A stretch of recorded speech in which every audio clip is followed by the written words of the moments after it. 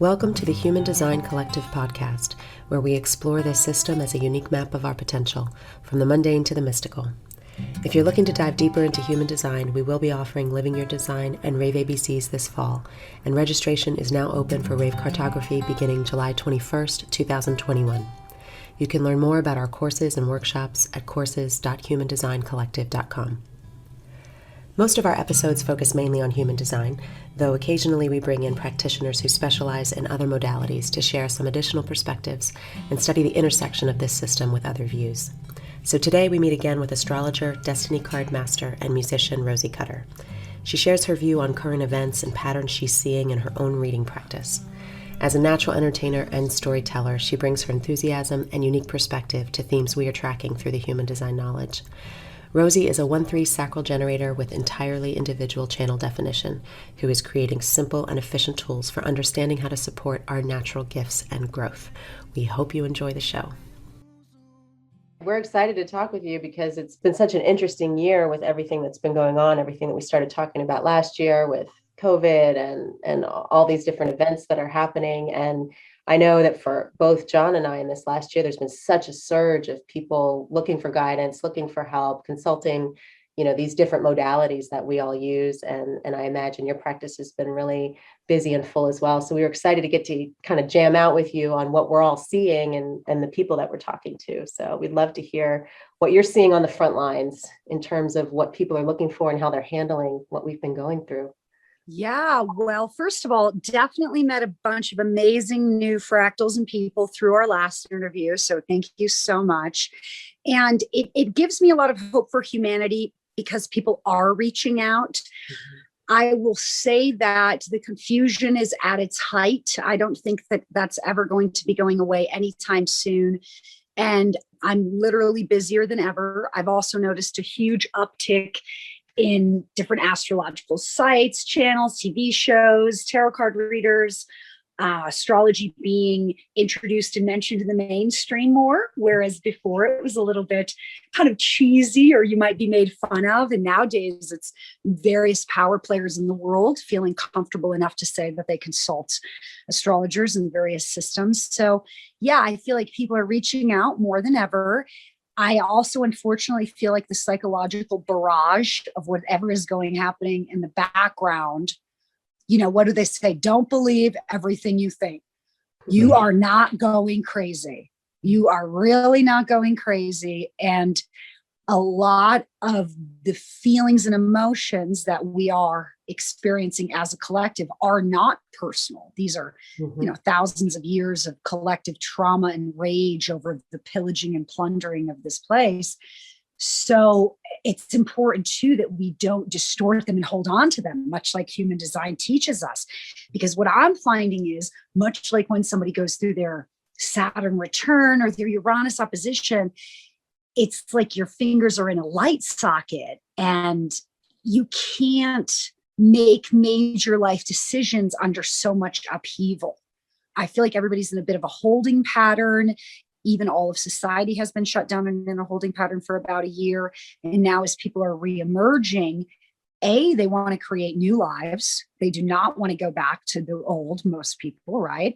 Yeah. And B, there has been so much fracturing in like family and love and friendships over this mental masturbation of the Tower of Babel that they allow us to waste our precious energy with. I remember a time when it wasn't polite to talk about politics or religion. It was actually that you respected other people. Why would you speak about such deep things and having respect for other people's opinions that have nothing to do with your life experience?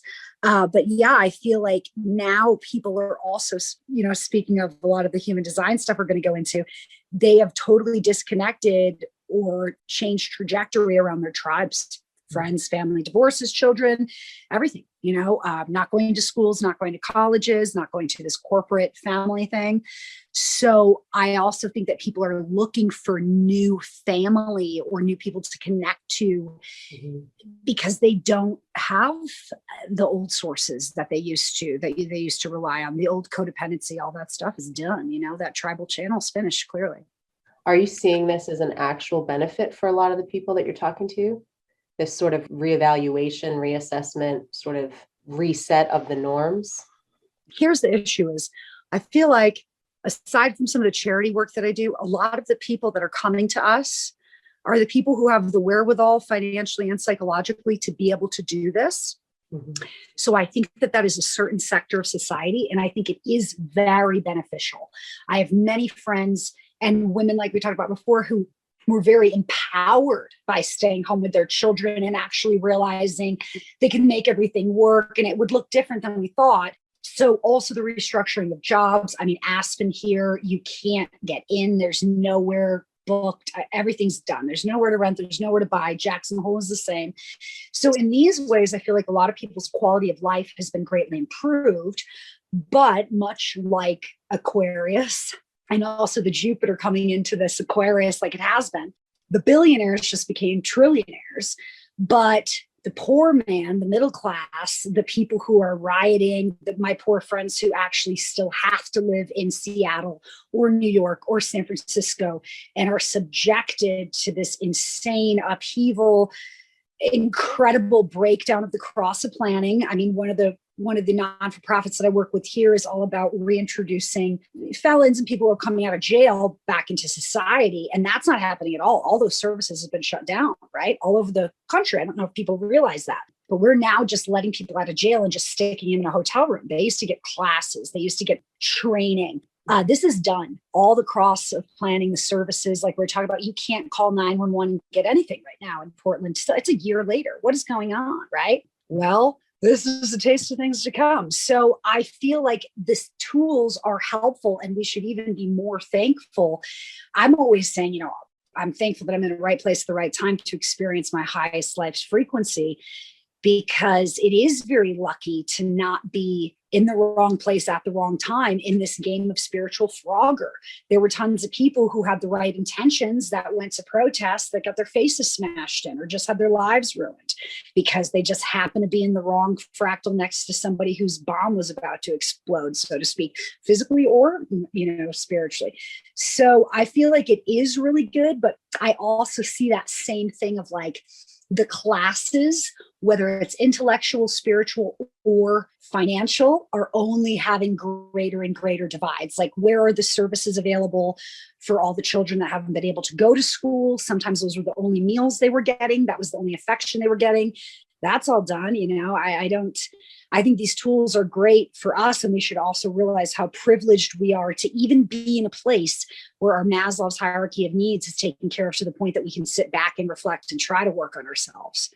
And that's what I don't like about all this chaos, because what happens is we're going to continue to witness, much like the Holy Book said, the decay, unfortunately, even more of people's mental, emotional, and spiritual state, because you can't keep that up if you're literally like running away from bombs and looting and rioting and in a war zone. We're bombing now again. Half the world is literally in an ending war. So yes, I do think it's very amazing, useful tools. And I think if you have the ability to even hear this or do this right now, you should be also just so thankful for the ancestors or the angels or the guides or whatever, because knowledge is power. And it is more essential than ever, I think, for people to realize where they are so they can navigate through without drowning, basically. Yeah. I think we're seeing that the cross of planning and its breakdown is no longer theoretical. It's actually happening. It's been happening.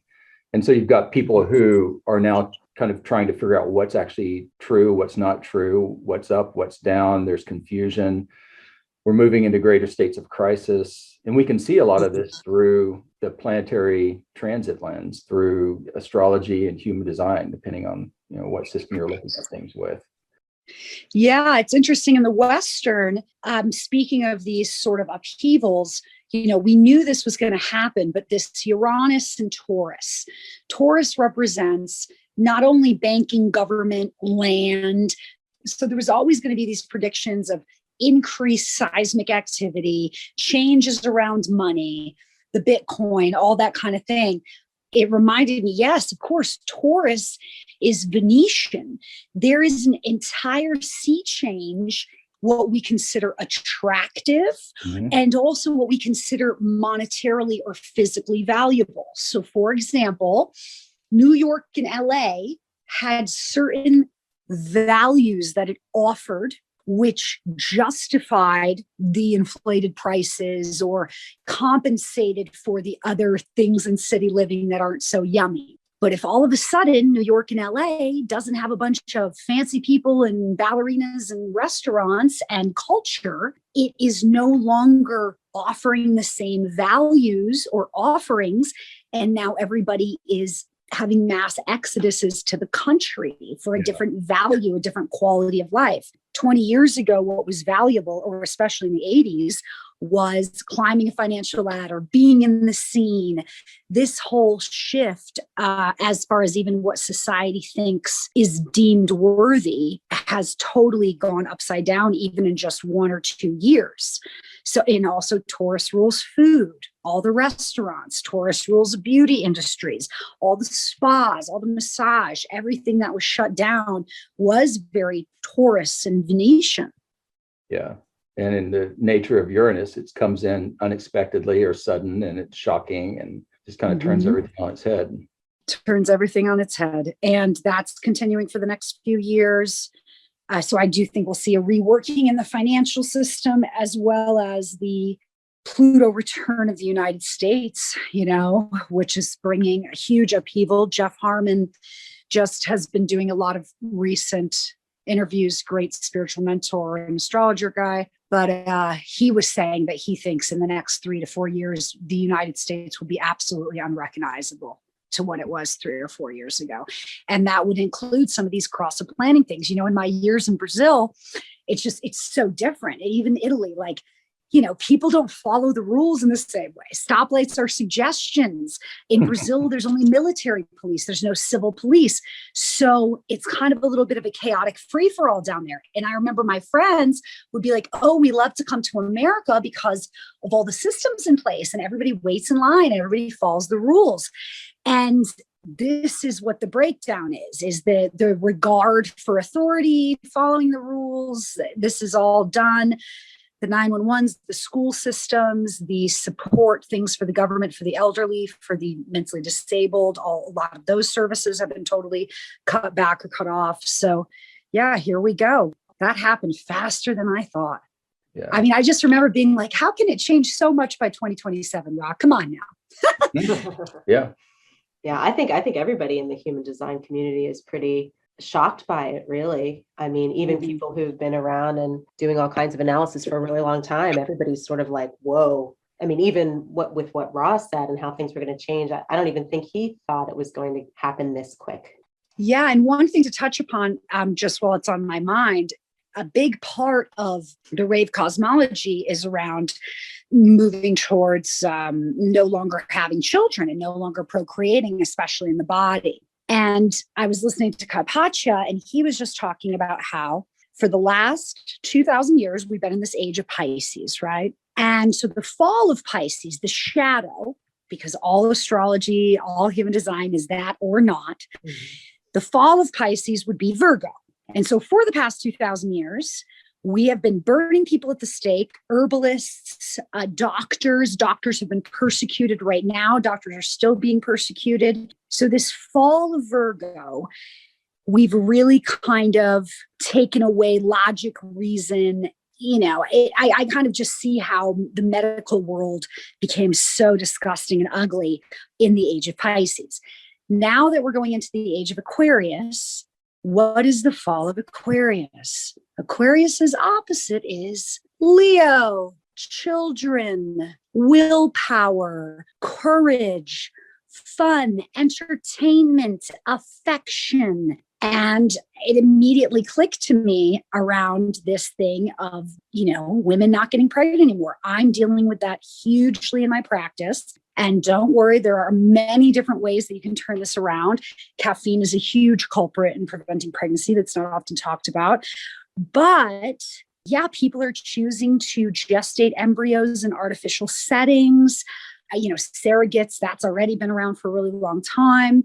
But I think that we are definitely moving towards people not being able to have children due to toxicity, due to the mutation that's going on naturally, and also choosing to not want to have children. Aquarius is very, to me, the total collective global or the individual. That's what works, those two. And there's not much in between. And when I think about tribes, that's very babyish to me. Families, babies, that's very tribal. I think like in that movie Children of Men, which actually took place in 2027, interestingly enough, the midwives slowly realized over time that there were less and less bookings, and that all of a sudden it's just too late. There is lots of pockets. There's plenty of people popping out babies, and God bless, that's a wonderful thing. Yeah, the male fertility rate is down. There's studies out saying that the male genitalia has shrank. The women that I deal with that have issues around endometriosis and all these kind of things, just, you know, the whole procreation scene is really becoming more and more difficult. And so that was a big thing that he was talking about, and where that's going to be a totally different world that we move towards, you know, faster than we think. Even right now, like, this is not a friendly world towards children. What if you're living in a town that happens to be rioting?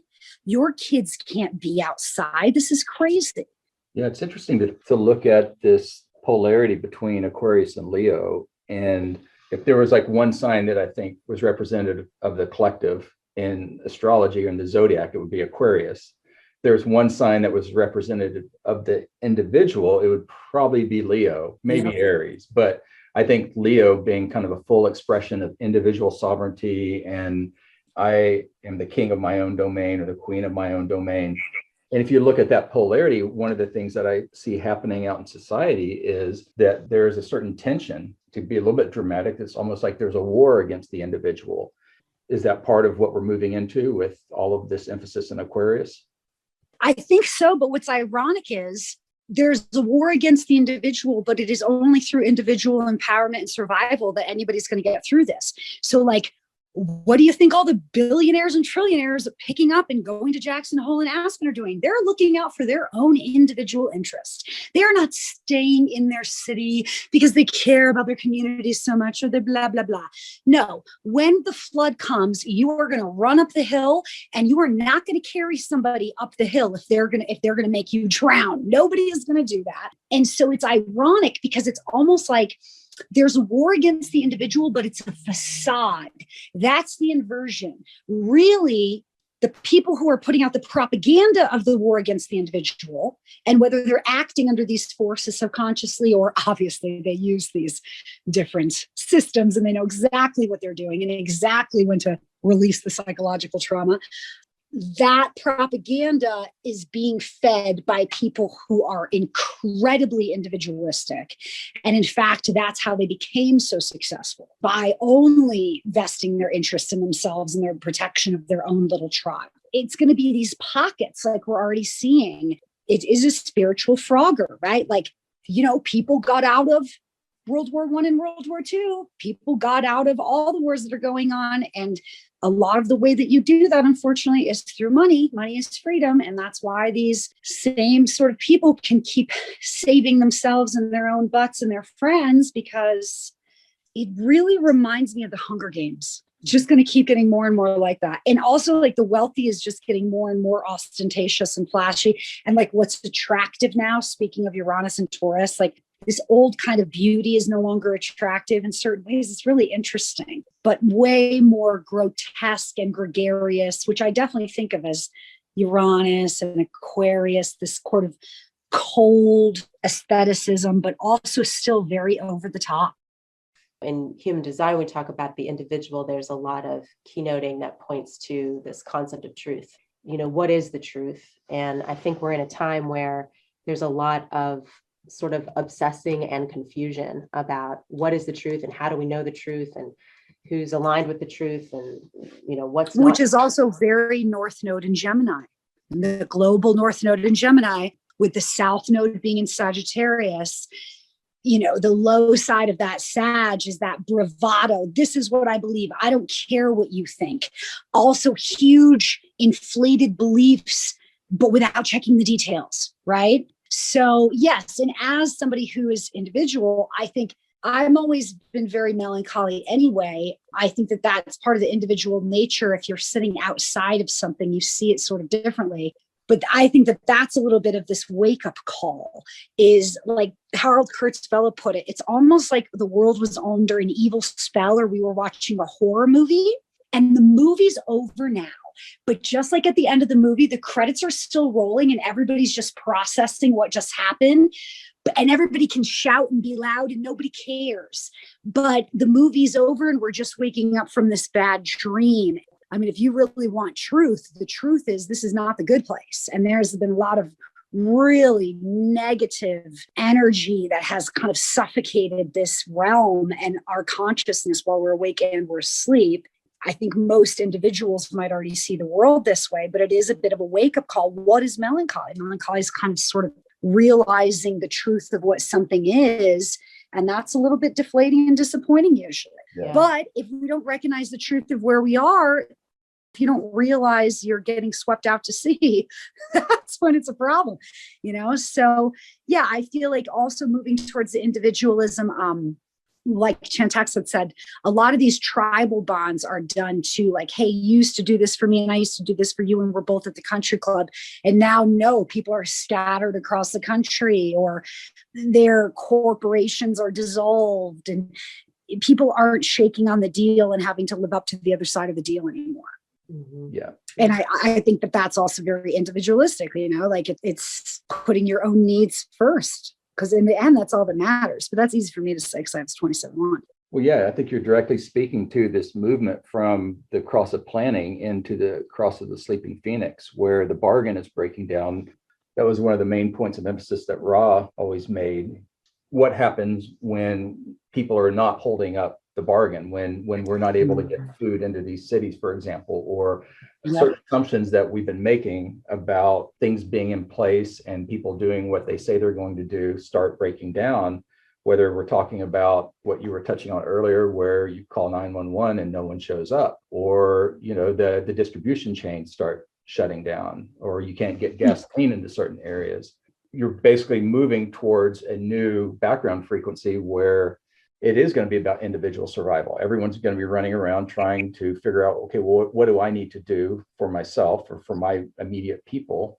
And right now, it's kind of interesting to look at the positions of the outer planets in the Rave Mandala. They're all in individual gates at the moment. You've got Pluto in gate 61, gate of limitation, Neptune at the end of gate 22, getting ready to move into 36, which is collective, but we're going from basically this confusion around whether we can be open or what it means to be socially open or go out or not. And now we're going to be moving into the gate of crisis. And then Uranus in gate 24, which is in Taurus, of course, that's this obsession with like knowing and indecisiveness.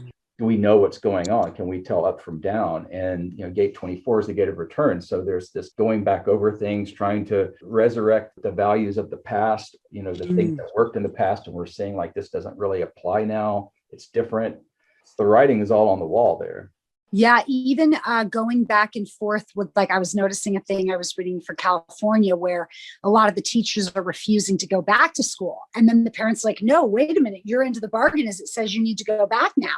And it's like, well, great, good luck enforcing it. It's like when you sue somebody and then you win, but you can't collect, right? That's what I feel like we're going towards energetically. Also, one of my favorite all-time people is David Lynch. And David Lynch, obviously huge proponent of transcendental meditation. You know, the guy doesn't touch substances of any kind for so long. One of his greatest quotes was, not to me personally, but in my opinion was, the hardest thing for human beings to accept is that none of this makes sense. And if you look at a lot of his movies, remind me of almost the ketamine experience or shutting down that frontal lobe and these lingering dark background frequencies, right? That I think most people are doing whatever we're doing and numbing ourselves and dumbing ourselves because there is a background frequency that's kind of like sometimes creepy and not nice. And we want to run away from that. And then we also want to go towards this kind of intellectual future of everything fitting in a nice little packet. And I always tell my clients, I'm like, listen, it's not like you're going to forgive all your enemies and pay all your bills and figure out the meaning of life. And then you get to die. Like, no, it's just done one day. And you're like, no, I want to have that cheesecake one more time. Shit. Like, there is no great like aha moment. I mean, I would like to think there would be on the other side, but I don't know.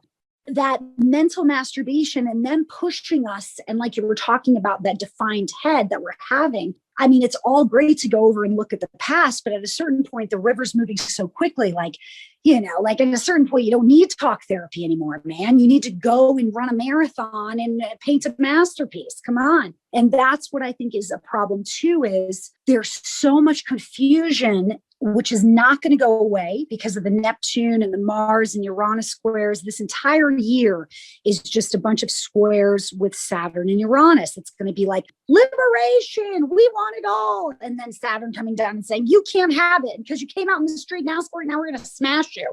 I mean, that's what goes back. Freedom, suppression, freedom, suppression.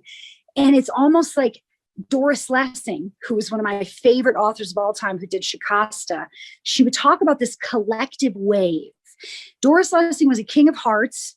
She was a huge proponent of the communist movement. She left her children to be raised by other people so she could go be on the forefront of the communist movement. And then she lived to be in her 90s. She said in some of these essays I found so fascinating, she was like, there is this collective thought process that happens and we all get swept up into it like fodder in a machine. So she was talking about how in the communist movement, you could be accused of being a communist, and that accusation, the value placed on that thought form, could ruin your career and destroy your family, right?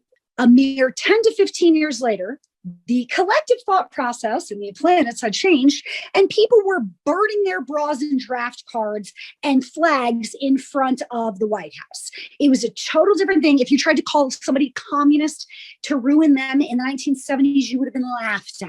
And so she talked about how human beings were kind of like this fodder for the machine, and we get swept up in these political movements and collective ideas and sacrifice our families and sacrifice the one precious thing we have, which is the only thing we have, which is just sitting here being in the now and having our time and energy. And so like all this confusion, part of me is like, damn, I do think that this is a human farm and the crop is emotions. Unfortunately, the crop of fears, NASDAQ is at an all-time high, but I feel like they're whipping everybody up so that we're distracted because there's actually all this bitching, awesome stuff happening, really. But everybody's like fighting with each other. It's like such the classic Tower of Babel. I can't believe that they've got all the slaves fighting each other. We've got cops, very low paid, fabulous civilians who are trying to do a service to society, up against the business owners and people who are enraged and locked down. And they just get us to take care of each other. And in the meantime, 15 years from now, no big deal. Society has moved on to another collective thought form, and you might be in vogue or out of vogue of that. And just how much everybody is lost in the mind. It's just unbelievable to me. You see why these old men go and sit in the Himalayas and just pray for the release of suffering from all sentient beings, because this place is a shit show. Well, I think it highlights something that I wanted to make a point about again, which you were talking about, which is that with a lot of these collective themes that are going on, and this is what Rob really highlighted as well, is that we're all sort of victim to the program on a certain level. It's the ocean that we're all swimming in, and it can be so quick and easy to take it very personally. You can think that the thoughts that you're having are your own. Right. It's very likely that the thoughts and even the feelings that you're having are just part of the program.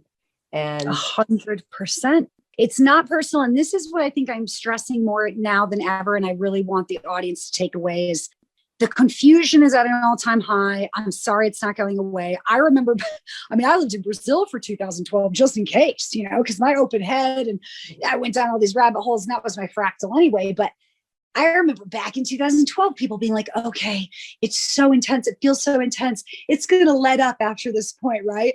And now we're almost 10 years later, and it's like fingers in the light socket. So we are all on collective ayahuasca. You are tripping. And when you are tripping, things do not make sense. And in fact, why do we do things like psychedelics? To change our perspective. But while you're tripping, everything is exaggerated. Sometimes you're just crying. Sometimes things get really spooky. And if things don't feel good when you're tripping, you're sort of like, oh yeah, no, remember, Amy, you took peyote. Things are a little bit weird right now, but we're going to try to make you as comfortable as possible. Put on some nice music. And when you're done with the trip, whether that's in death or if we ever get a reprieve from this intense astrology, I don't know, you have a new enlightened perspective and things aren't as scary or exaggerated anymore. And that's what I think I'm seeing is it's almost like the entire world is going through a Saturn return or a Uranus opposition where everything is absolutely exaggerated. And when you're at a low point, let's say, or even let's just say a thin point or a precipice, the little demons are allowed to come even more, like dropping into a 10-foot wave. If you make a mistake, the mistake is more than if you're just surfing a 2-foot wave. So I just want everybody to know that none of this really does mean anything. And the greatest journey of mankind is trying to figure it out. Who am I? Where am I going? What's the meaning of all this? And it's been fun as long as it's fun. But now we're kind of waking up from this collective movie. And just like sometimes not every little bit of a movie makes sense and people want to debate about it forever. It doesn't have to make sense. I mean, for me, I've got that channel of being in the now, in the now, in the now. And I feel like people are being robbed of their life experience of their own movie. Mm-hmm. It's almost like we're at this beautiful theater of your own life, but somebody has you stressed out. And so you're on your cell phone checking the news. You can't come to see the show you were meant to see because you're down in the streets banging out with everybody else, watching a totally different movie, not even in the same theater, really, not even in the body at all. I did find it interesting that liquor stores and Walmart were open, but you couldn't go to church or gyms or yoga classes. I think one of the big points of this is that if you're out there and you're experiencing some intense emotion, some intense confusion, some repetitive pressures that seem to like they'll sort of let up, but then they come back, and then they let up, and then they come back. That if you're experiencing pressure, confusion, chaos, crisis, heightened emotion, a lot of this stuff is the ocean that we're swimming in right now. But what's our respite? I mean, what human design would point to and what you just said is that there's a respite for each of us in just the health of the presence of ourselves and our own bodies. Mm-hmm. That's why people have been meditating since the beginning of time. It doesn't shut the mind up, but it makes you realize how ridiculous the dialogue is going on up there. And in something like, I'm a huge fan of extreme, hot yoga classes or Pilates or high intensity training. I think that that's the only time that really shuts the mind up because basically you think you're going to die anyway. So you're just working on survival. That's really good to put people back in an actual physical survival mode. Maybe then some of the neurosis would get worked out a little. Mm-hmm. But even on an energetic level, I was thinking a lot of my girlfriends and clients have started taking up boxing, kickboxing, all these things. And it reminded me of Qigong and stuff as well. Like I feel like right now, you need to be a warrior. And first of all, the battle between good and evil is taking place between your ears. So any thought forms that are not in the highest vibration or resonance are actually alien life forms or little goblins, like from a children's movie. And they just need to be flicked right off. It's not really you, and you don't need to self-diagnose yourself or go down this rabbit hole. Yeah, what I hear is that you're really talking about individual empowerment. What does that look like? If you're talking about martial arts or coming back to the body or focusing on meditation or what it means to be healthy and work with your own anxiety level or stress response of anything, that should be the starting point for me. Is like, let's start there. Let's start with what works for the individual and start with the bodies.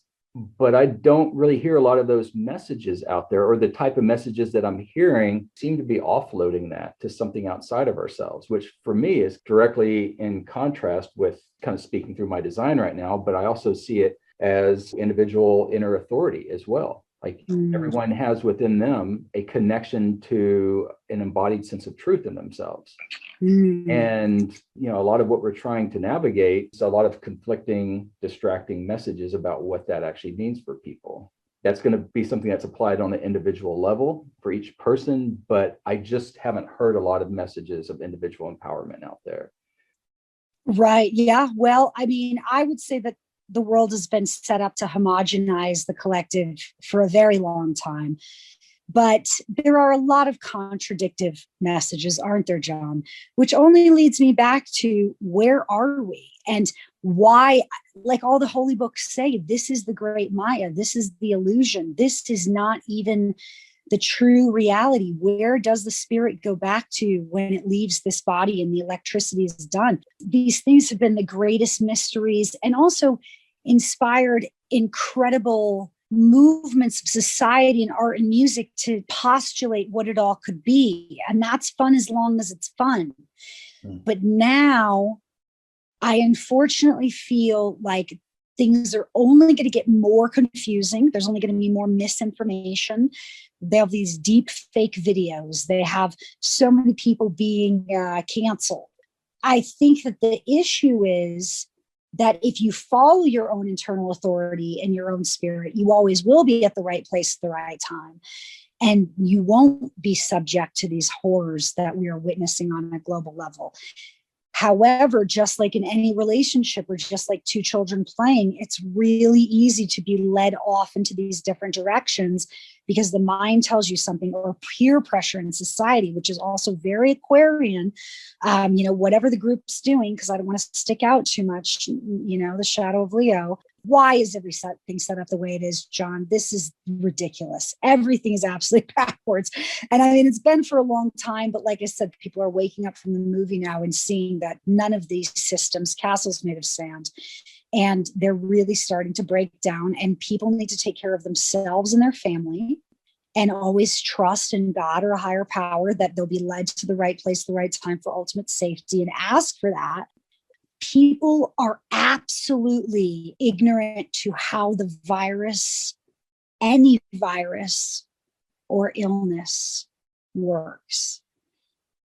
If people understood more about parasites, pathogen in the blood, this wouldn't have happened. But people are not educated about medicine or about detoxification, or where their gallbladder is, how it works, how to get stones out of your gallbladder. This stuff has been around for a really long time. Nobody knows this anymore.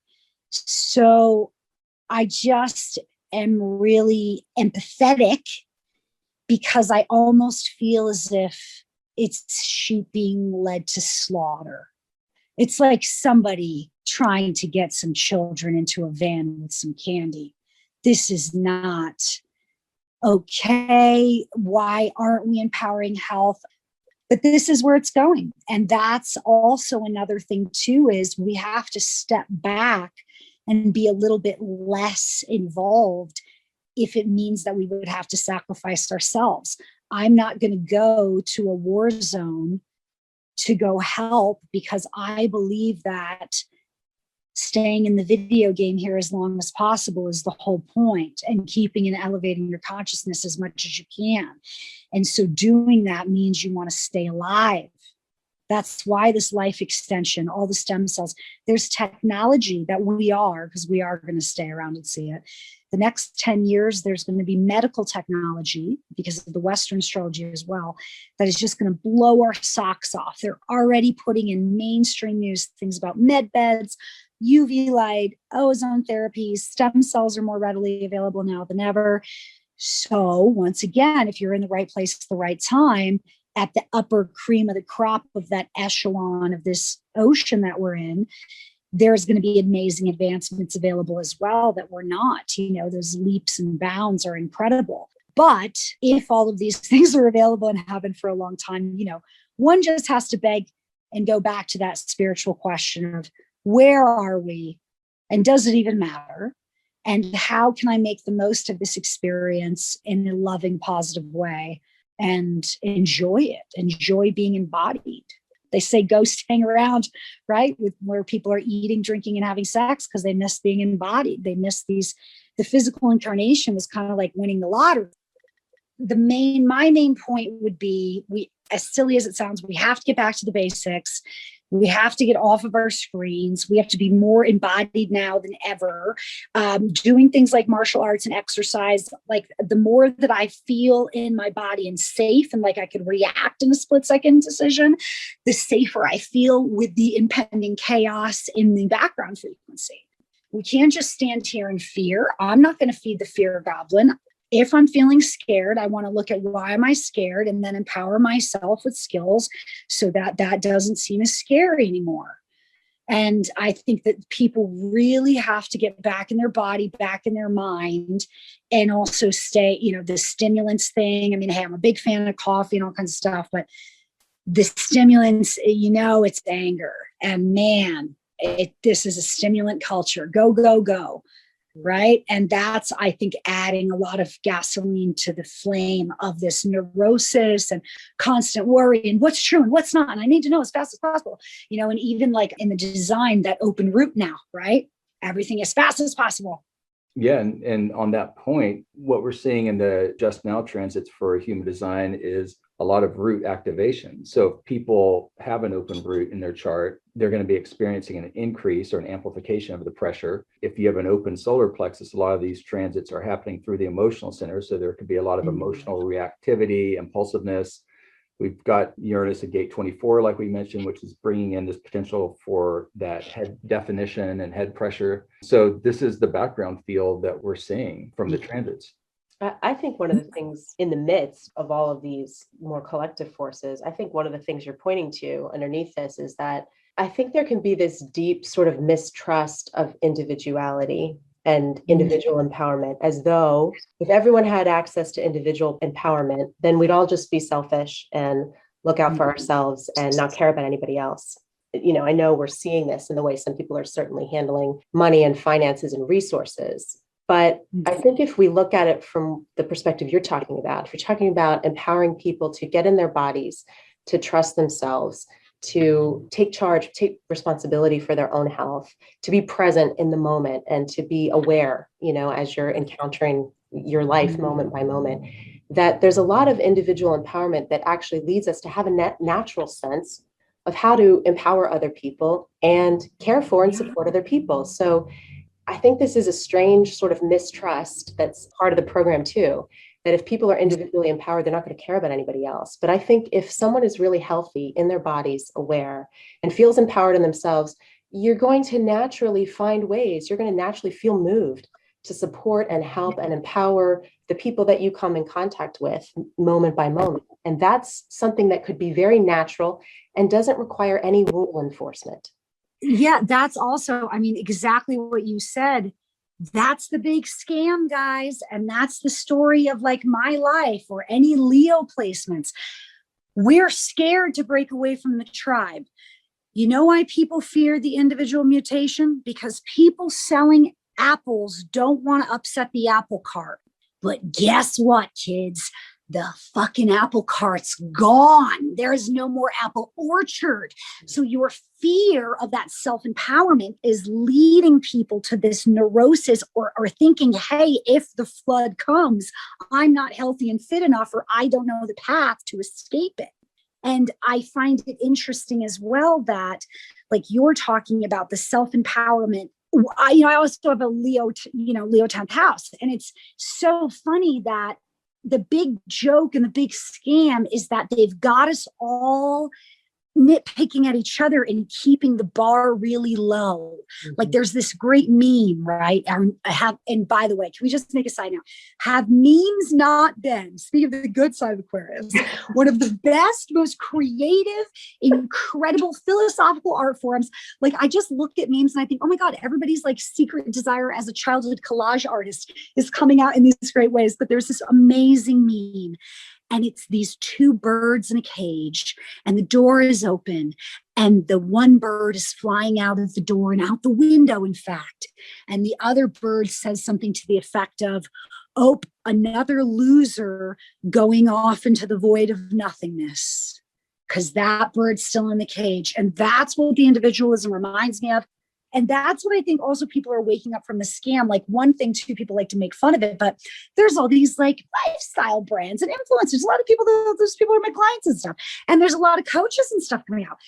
great. There is a fractal for everybody. And I'm really seeing people empower themselves in individual ways that we used to like make fun of, or we used to make fun of astrologers, or, oh, she's a life coach yoga teacher. Well, guess what? Now that chick has an amazing life and is actually really helping people because she empowered herself individually. Now she has it to give to others and has inspired others. I think we've gotten to look at some of this light and shadow of these different aspects of what's going on. And you sort of alluded to there's a bright side, and that the bright side is a bit hard for us to see at times in the midst of what's going on. But I would love to hear how you frame that, what the good that you see that can come out of what is happening right now, and also how that leads into some of the work you've been creating recently. So one of the ways that I'm seeing people really be empowered is through this entire shift in Uranus, Taurus, values around work. So many people are able to be entrepreneurials, work from home, spend more time with their families. And this is also allowing people to structure their day-to-day lives differently. I think I'm noticing a huge uptick in clients and interest creating schools, sort of like you guys do, because also people are having more free time to sit there and go, what's next? And how do I want to think about my future? And that's the thing. Religions, science, philosophy, they give us these ways to think. And that's what's changing and becoming outmoded or outdated. So I think, much like the Kali Yuga would state, these days, the veils are very thin. We have access to information that we would have never been able to touch before. And so by empowering yourself to educate yourself, I feel like more people than ever are waking up. All it takes is one little piece of information to help them shift the way they interact with their family, make their life infinitely better. And I feel like even though the lockdown, it took away a lot of freedoms, it allowed people to recreate these little mini environments and actually take a look at it and say, how do I want to recreate it? Okay, if I'm homeschooling my kids, then actually we're all doing yoga and having tea and taking a walk before we start class. And you weren't doing that before. You were rushing them off. You were sitting in traffic. So there's all these different ways that I feel like now more than ever, which is very Aquarian and Uranus, this whole idea of this Gemini North node, reevaluating the details to make sure that we're not just riding off on our high horse. I think people are able to recreate their reality now more than ever. Women are able to go and say, oh, I'm going to sign up for this course because all of a sudden her life has more flexibility. Or friends are able to relocate somewhere different with a better quality of life. So there is a lot of positivity. But yes, I feel like you really need to really go out of your way to search for it, right? Because there's also a lot of finding out what works and what doesn't right now, because it clearly hasn't been working. And we really need to adjust the rudder. Well, I don't know if it's kind of like opening a whole nother can of worms, but we did talk about children. And I think that might be an area where there are some interesting rays of light and some interesting shifts that we're seeing. And I know you had mentioned that you've been doing some more readings for children recently and looking at children through this modality as well. So I would love to hear what you're seeing in kids. First of all, it's been wonderful. I've enjoyed working with children for a really long time.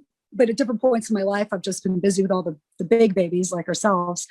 So there's been a big uptick recently, I find, with the homeschooling as well, right? Because I'm dealing with the parents. The kids have more availability. They're not being shuffled around to every social thing and busy. So the kids are having more downtime. And so I've been doing a lot of kids lately, even let's say 9, 10 years old. Definitely a lot of teenagers going off, but the 9 and 10-year-olds have been fascinating. First of all, they're learning astrology off of TikTok, and there's TikTok videos, and they're like, oh, I know my sun, moon, and rising because I follow this TikTok. I literally had goosebumps on my whole body. I'm like, this is the high side of the age of Aquarius.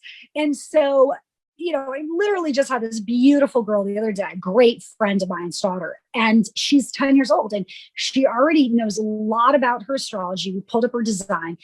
It reminded me of intellectually where a normal 15 or 16-year-old is. And that's where I think a lot of these kids are.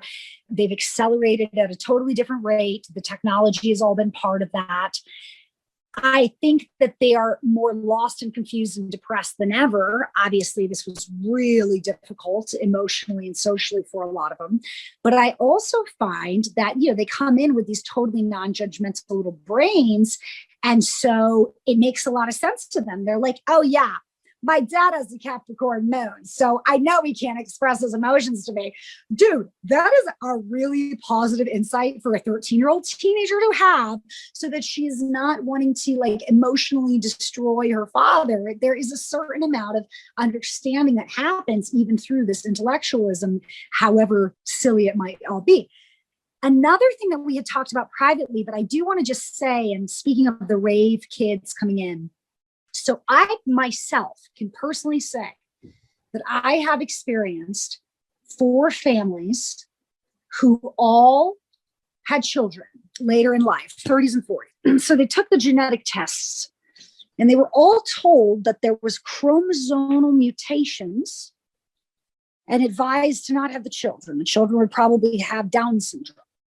All 4 of those children that I personally know are 100% healthy, happy, and perfect, and very good looking, in fact. There's nothing wrong on a genetic level whatsoever. And, I experienced that 15 years ago. I would say that the genetics are mutating in an incredibly powerful way, whether we truly understand it or not, and we're just not being honest about it. Like we were joking. It's like, oh yeah, we mapped the entire human genome. No new news. Oh yeah, we cloned sheep 20 years ago. No new news. So I don't know what they know or what they don't know, but I do think that there is, and we should start to question, and it'd be interesting if any of the listeners have data or experience around, these new genetic mutations that are actually detectable scientifically. But when the kids come out, I mean, there's nothing wrong with them, right? Is it just the new raves, the new DNA? And are we calling an entire new mutation of species of what could be possibly beautiful, perfect children out of the fear of genetic mutations?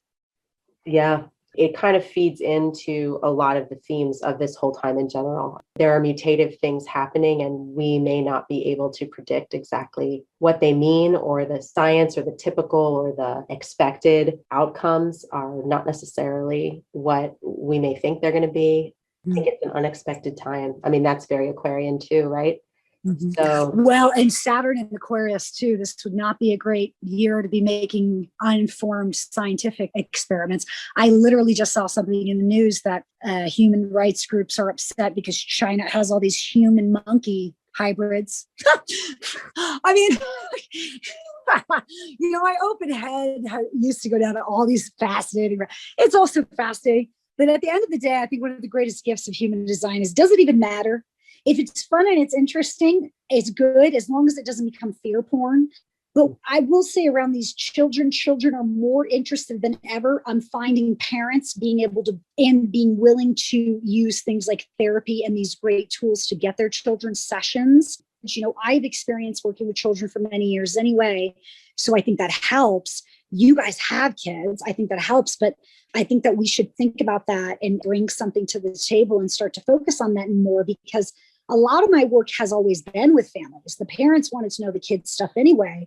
And then we're stoked to see these dynamics, or let's say, the kid's emotional and the both parents are open emotional, and it's boom, they immediately get it. And then they don't detonate that bomb every time. I would encourage these tools. And I see a bright future. I mean, I feel better than ever. I remember thinking, I have so much Pluto and all this heaviness in my chart. And I was like, I guess it's like the background frequency is catching up to what it felt like to be me anyway. You know what I mean? Like it feels really, really intense, but a lot of people that have come to us or that are on our fractal, they've got intense charts. And so I feel like in certain ways, we're just catching our glide, man. Like, this is great. Life is getting better and better and better. And just pray every day. Imagine that Frogger game. You just really always gotta be willing to see the overhead set coming so you can do something about it. We can't make these monster waves go away energetically. We can actually have a hell of a lot of fun with, right? I mean, just like with little children, we got to just make the best of whatever situation we're in. And a good way of making the best of things is finding the joy, creating play. Any day that we're safe and comfortable is a huge blessing from God, especially right now. And so we have to keep going towards that and going towards the light, man. This is why we came down here. This is the MVP. This is not the minor leagues, you know? Mm-hmm. Yeah. And it seems like in the midst of this, astrology, human design, some of these, maybe what were more esoteric forms of knowledge, and also modalities that bring in more embodiment or more personal awareness, are becoming more popular and in some ways more accessible at lower cost. You know, with the way that things are being promoted now, I think it's becoming a lot more commonplace for people to learn about these things for themselves.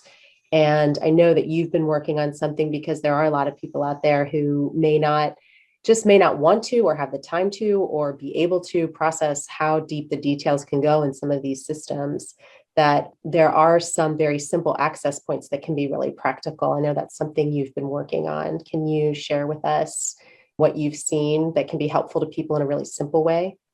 Yeah. So basically, with my open head and my 1-3 bumping around, I was sitting there thinking, I had all this 10th house Aquarius and Jupiter stuff, Saturn. What could I do to ground into reality some useful tools so that I can show people how to work with their limitations, what works and what doesn't? Now, Western astrology, human design, they're very complicated. They're amazing. They're like learning a language or a music. It's never ending. But lots of people, like you say, are coming in for the very first time, and they're having some time on their hands. We were talking about how in certain ways it's nice, because maybe 40 years ago, corporate America kept it secret that they were working with astrologers. And nowadays things are much more free and open, and it's not as taboo. I also think that's part of that fall of the Pisces into the Aquarius. We're not like allowing religion to dictate every single thing of what's valuable and what's not. Yeah, I said to myself, what can I ground in? What are the tools? If somebody's just coming into astrology, what can they learn? And a lot of times with Western, they learn their sun sign XYZ. And I'm like, wait, no. If I were only going to take 3 things that you could dip your toe in based on your birthday, I would take these 3 things, put them together, and that would be a formula I'm calling the birthday matrix. And these are 3 simple things that show you your strengths and weaknesses. But one of the great benefits of these 3 calculations is that they're only based on your birthday. You don't need your time and you don't need the place. These 3 things and calculations that I think are the most important and useful is A, your destiny card, which obviously we talk about and have talked about on your show before. The 52 card deck predates the tarot. It's a birthday calendar. So your particular day has a card. That card shows you strengths and weaknesses. That's number 1. Number 2 is your Jupiter sign. This is also based on just the year. So you don't need the time and place. You can look up anybody's Jupiter sign, and that's going to show you Jupiter, the Lord of abundance, travel, philosophy, where you can find the little drops of honey, the little good luck signs. What can you embrace in that sign to make more money, have more success and happiness? And also, what's the shadow of that? And then the 3rd calculation, and this is always what I tell people, if you're going to study anything about astrology at all, my humble opinion is actually the most important thing of Western astrology is the North and South nodes. And I find that people find those fascinating as well, because they touch upon past lives. They touch upon skills that you already developed so tremendously that we need to put them on the back burner. That cake is done, and we want to work the opposition. And the North Node is based on just your birthday and year as well. So all 3 of those put together, to me, would be 3 simple steps to see your strengths and weaknesses and get you an introduction into astrology. So we've created a matrix, and you can look up those calculations for yourself and just get the intro to the ebook. Or if you want the customizable e-report, I have put together my interpretations of all of the 52 destiny cards, as well as all of the 12 North nodes and their opposing South nodes, and all of the 12 Jupiter signs. And you will have my special opinion after over 10,000 readings of what keynotes that you could pay attention to cut through the miasm of all this nomenclature and language so you could actually get some real use out of all of this mental masturbation. Could you give us an example of, do you have one off the top of your head of how you might read a North Node position, a destiny cards, and then the Jupiter sign? Okay, John, I'd like you to be the example. Keep in mind, I'm going to be 2343ing this off the top of my head, but people will be receiving several paragraphs that are typed out quite eloquently about each. So first of all, to start with calculation 1, John's destiny card and his day is ruled by the 5 of diamonds. So 5 is the number of travel, change, and restlessness. 5's benefit through having constant change, meeting new clients, or traveling through work. 5 of diamonds is called the seeker of worth. Diamonds is not just about money, it is about values. So John is somebody who's here to try out many different things. And even if he throws away 10 of the 12, the last 2 that he ends up with, he's prolific in because he's able to synthesize all of that. Human beings are a 5. We have 5 fingers. We look like a star.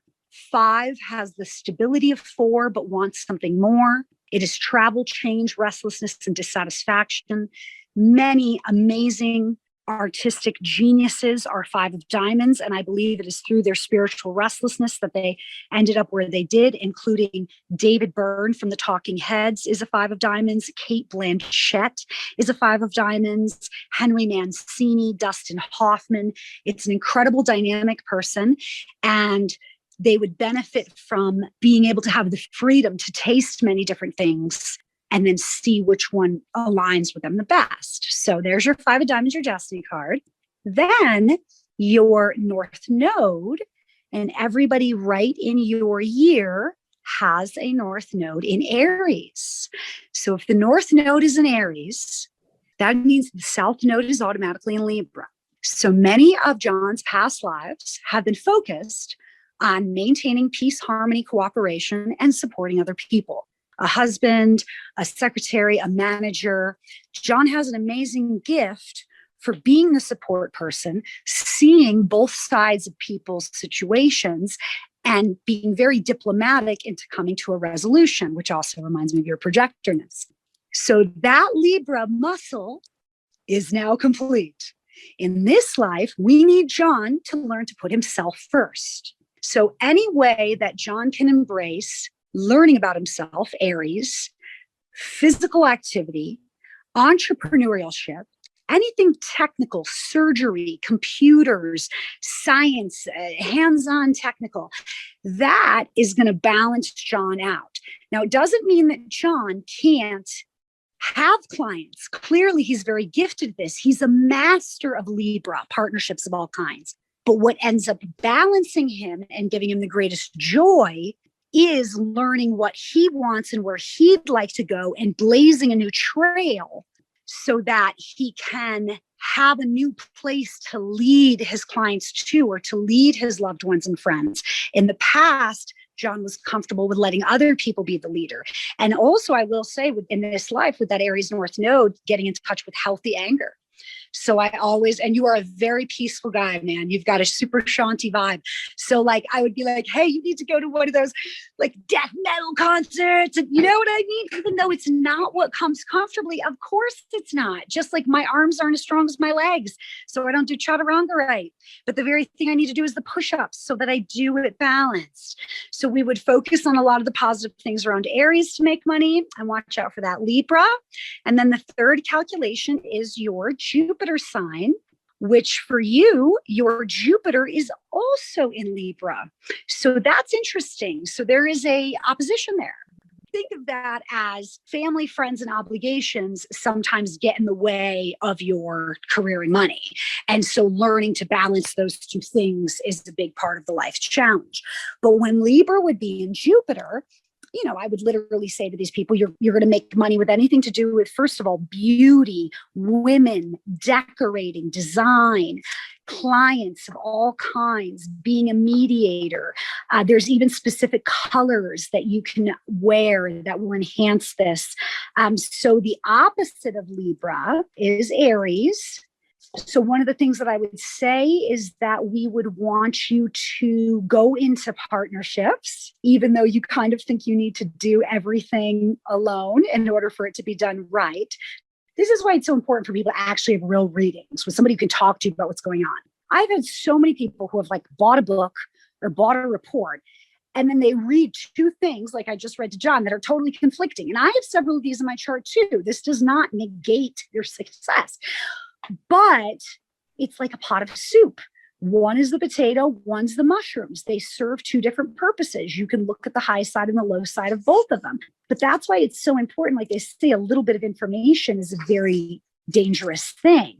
So your best career moves is all about doing what you love, Libra, what's adventurous, what's satisfying, and does it serve other people? So if you have the Libra Jupiter, your actual luck comes through other people.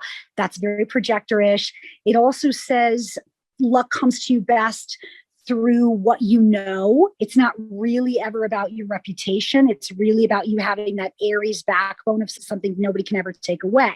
So you could go into a business, the partner goes, you would still end up retaining the name of that business. Luck comes through not your reputation as much as what you've created, like a projector too, being careful that you're hanging up a sign for the right crowd, right? As a musician, you wouldn't go to a punk rock bar and sing them jazz. So that is very much this Libra Jupiter too. Are they the right clients? Are they the right people? Because that can make or break you in your luck. But yeah, it does say that, you want to put everything in a balanced perspective. And sometimes avoiding competition in career is good.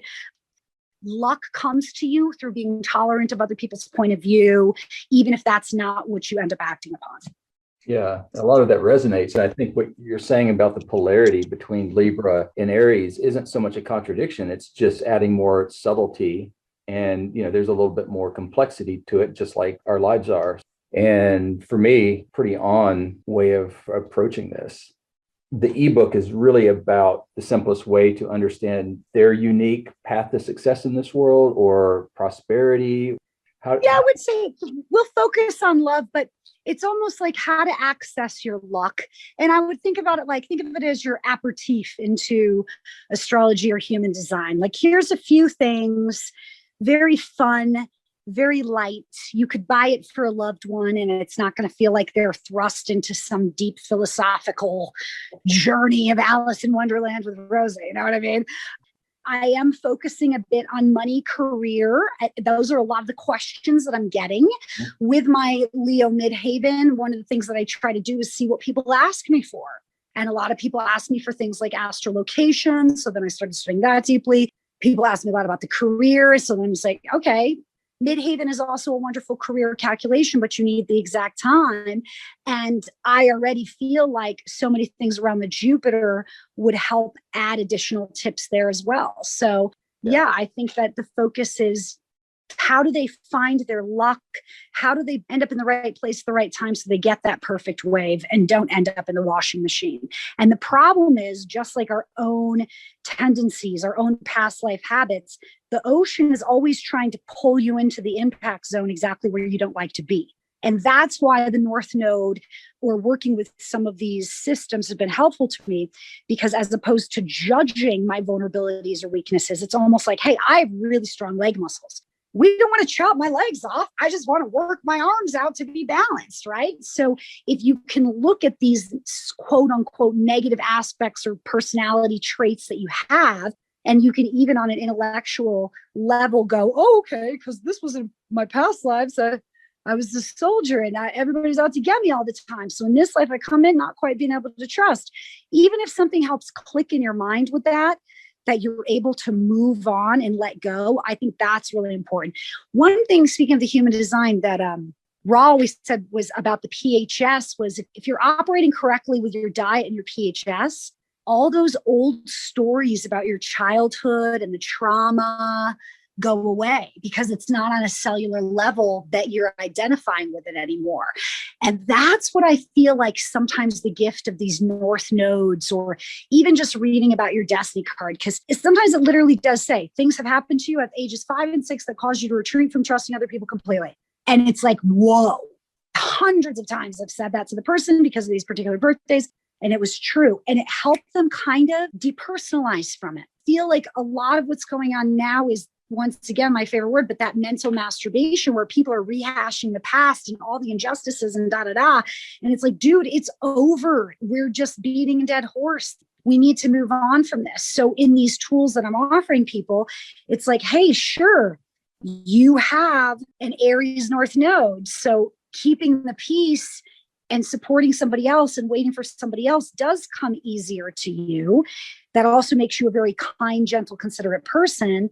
So let's focus on building up that muscle of getting in touch with your own desires, needs, and healthy anger.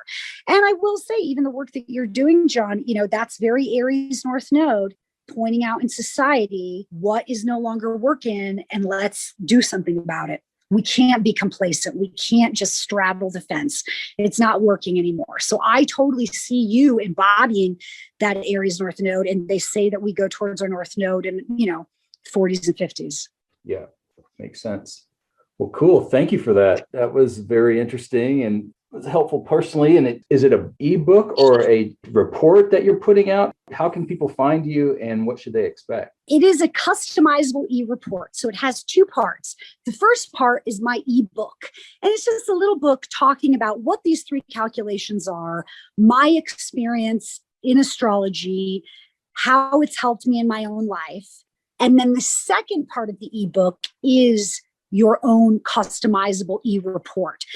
People can just read the original ebook and then look up the charts themselves, which will all be available. Eventually, that's going to be for sale, but in the beginning, I'm giving it away for free. And then if they're intrigued, they can order their customizable e-report, and that will be written. So it'll be available via email, or if they want, printed out and sent to them. Perfect. I think it's really helpful to have these entry points for people. It can be a lot to digest, or it can be frustrating if you don't have your exact birth time or you don't have exact data to work with. So this is something that can really give pretty much anybody an entry point and something simple and practical to play with. So thank you for bringing that. Yay, I'm so excited. Cool. Really, really cool. Well, thank you so much for sharing just what you see and all that you've synthesized and everything that you're learning and seeing in the world. It's really a gift. We love talking with you. Thanks for being with us today. Oh, thank you so much. You guys are so great. Thank you, Rosie. It's been a lot of fun. Thanks for coming back. So good, man.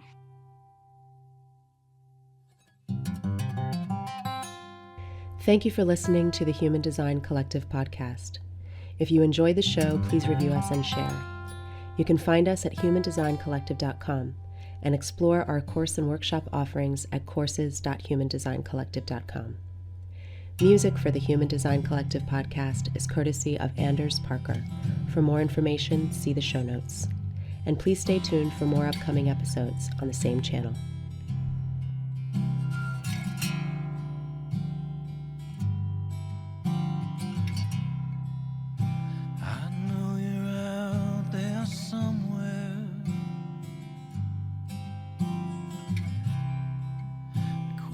Sparklers and shade.